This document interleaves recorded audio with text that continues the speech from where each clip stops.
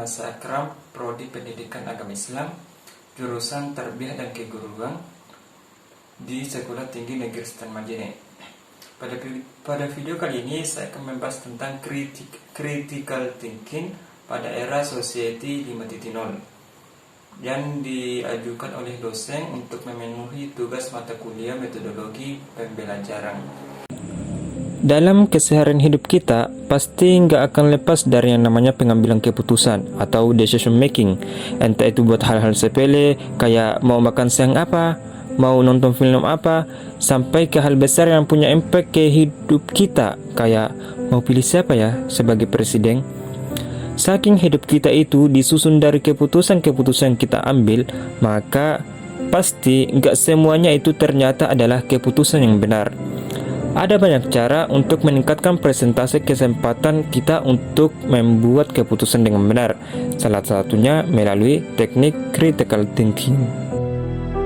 Keterampilan berpikir kritis atau critical thinking adalah kemampuan mengidentifikasi informasi yang dapat dipercaya serta mengevaluasi dan membuat penilaian yang tepat atas informasi tersebut.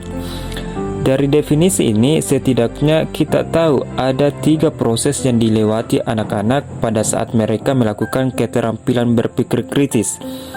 Yaitu yang pertama, mereka harus bisa menganalisa informasi atau data yang benar. Yang kedua, mereka bisa melakukan evaluasi terhadap data tersebut. Dan yang ketiga, mereka bisa melakukan penilaian yang tepat atau pengambilan keputusan yang tepat berdasarkan informasi yang telah dianalisa. Rasanya keren ya, bisa punya critical thinking yang bagus. Tapi kayaknya saya cenderung orang yang biasa-biasa aja sih. Gimana ya caranya supaya kita terbiasa dengan pola pikir kritis kayak gini? Tenang aja, critical thinking ini termasuk ke dalam soft skill. Artinya kamu bisa ngelakuinnya atau belajar caranya. Critical thinking ini tidak terikat sama suatu disiplin ilmu tertentu. Artinya kamu mau anak ekonomi, anak sains, anak bahasa, tetap bisa mempelajarinya. Untuk bisa melatih kita berpikir dengan kritis, terutama ketika ingin membuat suatu kesimpulan atau keputusan, kita bisa melakukan hal sebagai berikut. Yang pertama adalah mencari informasi dengan banyak bertanya. Rasa ingin tahu yang tinggi ini adalah salah satu kunci utama untuk melatih kemampuan berpikir kritis. Hal ini bisa kita coba atau kita praktekkan melalui 2 cara. Yang pertama, kita bisa bertanya kepada diri sendiri dan juga kepada orang lain. Kita coba berlatih dengan menggunakan prinsip yang semuanya orang juga udah tahu, 5W 1H. What, why, where, when, who, dan how ketika misalnya kita dihadapkan dengan informasi baru atau suatu permasalahan. Pertama-tama, kita bisa cari tahu sendiri jawaban atas 6 pertanyaan mendasar tadi.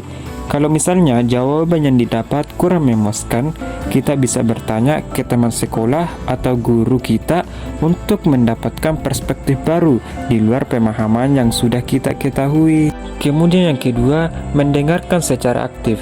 Maksudnya adalah kita benar-benar mendengarkan ketika orang lain sedang berbicara atau menyampaikan sebuah ide.